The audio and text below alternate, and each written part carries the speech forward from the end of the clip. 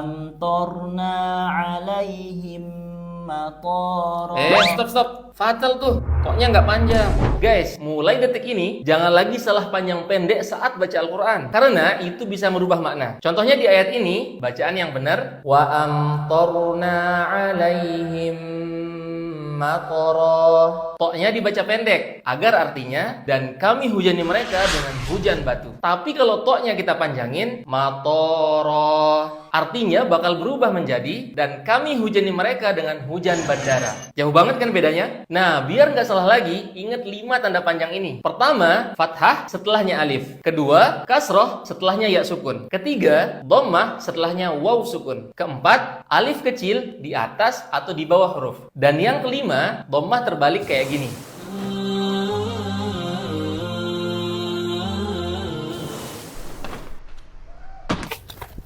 Cara berhenti di kata ini gimana ya bang? Jadi akhi, kalau kita berhenti di semua huruf yang berbaris fathatain kecuali tak marbutoh, maka cara bacanya langsung dipanjangin 2 harokat. Misalnya nih, qadhan, saat berhenti qadha, ajaban, ajaba, subatan, subata.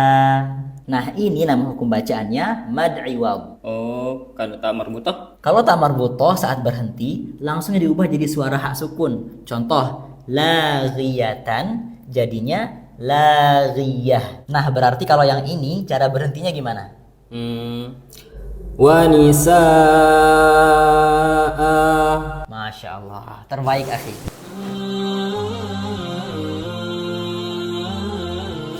Permisi mas, maaf ganggu.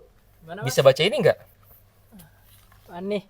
Itu nih. Jadi guys, di kata ini terdapat hukum bacaan mad badal. Mad badal ini terjadi karena bertemunya 2 hamzah. Hamzah yang pertama berharokat dan hamzah yang kedua sukun. Cara bacanya, hamzah yang kedua kita ubah jadi mad atau tanda panjang. Sehingga cara bacanya bukan ituni, tapi ituni. Ituni bi kitabim min qabli hadza. Tapi kalau kita sambung ayatnya dari beberapa kata sebelumnya, maka hamzah yang kedua tetap disukunkan seperti biasa. Contoh, am lahum syirkun fis samawati tuni bi kitab. Semoga bermanfaat.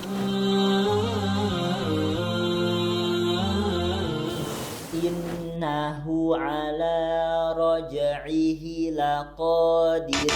Jadi guys, di ayat ini terdapat hukum bacaan mad silah qasirah. Di Quran Madinah, hukum ini ditandai dengan huruf waw atau ya kecil setelah huruf ha seperti ini. Sedangkan di Quran Indonesia, tandanya itu ada dhammah terbalik di atas huruf ha atau alif kecil di bawah huruf ha seperti ini. Nah, cara bacanya, haknya kita panjangin 2 harokat. Innahu ala raj'ihi laqadir. Terus, ini yang harus kalian ingat. Kalau setelah mad silah qasirah itu ada hamzah, maka hukumnya menjadi mad silah tawilah. Tandanya ada alis kayak gini dan panjang haknya langsung kita ubah jadi 4 atau 5 harokat. Yahsabu anna malahu akhladah.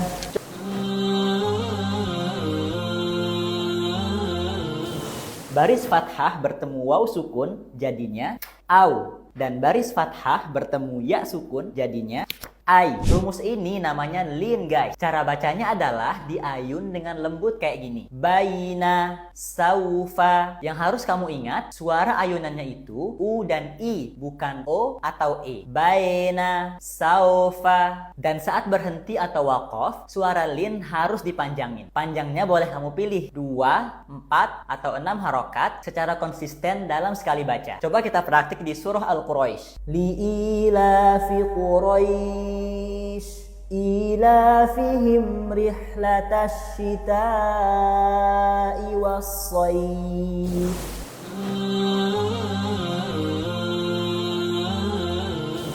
Rabbil alamin, Rabbil alamin, Ar-Rahmanir Rahim, Ar-Rahmanir Rahim.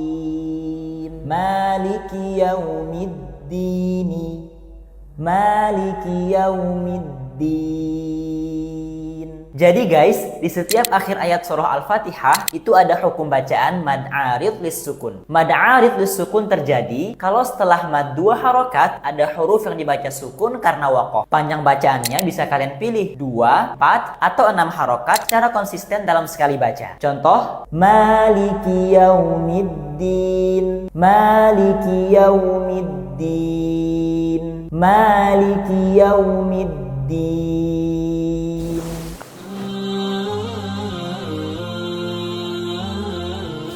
Al-ana. Stop. Bacanya nggak kayak gitu. Jadi guys, di kata ini terdapat hukum bacaan mad farqi. Mad farqi ini adalah mad lazim yang berfungsi untuk membedakan antara kalimat pertanyaan dan pernyataan. Nah, kalau kita baca kata ini al-ana, hamzahnya pendek, maka itu adalah sebuah pernyataan yang artinya sekarang. Dan ini keliru, karena kalau kita cek di Al-Quran, kata ini adalah sebuah pertanyaan yang artinya apakah baru sekarang. Sehingga yang benar, hamzahnya harus kita panjangin 6 harokat agar dia menjadi sebuah pertanyaan. Al-ana. Nah, mad farqi hanya ada di 3 kata ini dalam Al-Quran. Jadi, kalau ketemu 3 kata ini, pastiin kalian panjangin hamzahnya 6 harokat.